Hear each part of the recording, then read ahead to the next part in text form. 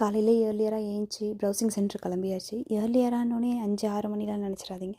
7:30 மணி போல் தான் கிளம்பி browsing centre போனோம். ப்ரௌசிங் சென்டரில் மார்னிங்கே என்ன வேலை, சண்டே அதுவுமா அப்படின்னு பார்க்காதீங்க. 1.5 வருஷமாக ரேஷன் கார்டு அப்ளை பண்ணாமல் தான் ஓட்டிகிட்ருக்கோம். ஸோ ஃபஸ்ட்டு ரேஷன் கார்டில் நேம் ரிமூவ் பண்ணணும், அதுக்காக தான் போயிருந்தோம். அந்த ப்ராசஸ் முடிச்சுட்டு வரப்போ கொஞ்சம் ஷாப்புக்காக சிக்கனும் எடுத்துக்கிட்டு வீட்டுக்கு கொஞ்சம் வாங்கிக்கிட்டு மேரினேட் பண்ணி வச்சாச்சு. இப்போது அதை ப்ரிப்பேர் பண்ணுற வேலை தான் போயிட்டுருக்கு. ஒன்றும் இல்லை, இதில் பச்சையாதையே வதக்கிட்டுருக்கேன். வெங்காயம், புதினா, சோம்பு போட்டு நல்லா அரைச்சிட்டு அதை ஆயில் ஊற்றி நல்லா வதக்கிட்டு, தக்காளி போட்டு நல்லா வதக்கிட்டு, மேரினேட் பண்ணி வச்ச சிக்கனை போட்டு நல்லா பரட்டிட்டு, தேவையான மசாலாவை இன்னும் கொஞ்சம் ஆட் பண்ணிக்கிட்டு, உப்பு, மசாலா, தண்ணி எல்லாமே ஆட் பண்ணி நல்லா கொதிக்க விட்டுறணும். சீரியஸ்லி நான் இதை ஒரு யூடியூப் சேனலில் தான் பார்த்து இன்ஸ்பயர் ஆகி பண்ணேன். எப்படி இருக்குமோ அப்படின்ட்டு. அவங்க ஆட் பண்ண இன்க்ரீடியன்ஸை 2, 3 கரெக்டாக பண்ணனான்றதும் எனக்கு தெரியல.